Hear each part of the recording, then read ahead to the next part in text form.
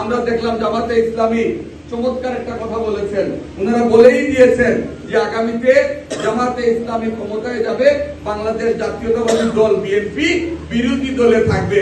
এটি যখন আপনারা নির্ধারণ করে ফেলেছেন, তাহলে নির্বাচনে আসতে আর অসুবিধাটা কোন জায়গায়? আসেন নির্বাচনে আসেন, দেখেন বাংলাদেশের মানুষ আপনাদেরকে কিভাবে গ্রহণ করে। আজকে আমাদের সময় এসেছে। আমরা 2018 সালেও ভোট দিতে পারিনি, 14তেও পারিনি। আমরা বিগত অনেক বছর আমরা আমাদের পছন্দের প্রার্থীকে আমরা ভোট দিতে পারিনি। যখন 1.5 দশকের আন্দোলনের মাধ্যমে আমরা আজকে একটা পরিবেশ পেয়েছি, এখন আবার একটি রাজনৈতিক দল কি আরম্ভ করলো, পিআর পদ্ধতি আরম্ভ করলো। আমাদের প্রার্থী হচ্ছেন খন্দকার মুক্তাদির সাহেব, অথবা এই আসনে ধানের শীষের প্রার্থী।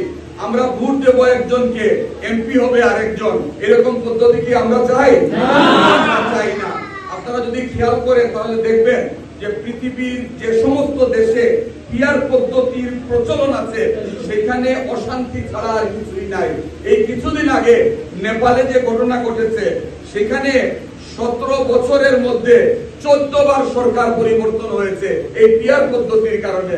সুতরাং যে পদ্ধতি আমাদেরকে শান্তি দেয় না, অশান্তি দেয়, যে পদ্ধতি স্টেবল না, যে পদ্ধতিতে সংখ্যাগরিষ্ঠতা পাওয়া যায় না, যে পদ্ধতিতে সকালে এক প্রধানমন্ত্রী বিকালে আরেক প্রধানমন্ত্রী, যে পদ্ধতিতে আপনাদের ছোট্ট ছোট্ট দলগুলো আপনার রাষ্ট্র ক্ষমতায় গিয়ে দেশের উন্নয়ন ব্যাহত করবে, ডেভেলপমেন্ট ব্যাহত করবে, আননেসেসারিলি তারা যে কোনো বিষয়ে মাতব্বরি করার চেষ্টা করবে, জনগণের মতের প্রতিফলন করবে না, এই ধরনের সরকার ব্যবস্থা বাংলাদেশের মানুষ চায় না। এটি হচ্ছে বাস্তবতা।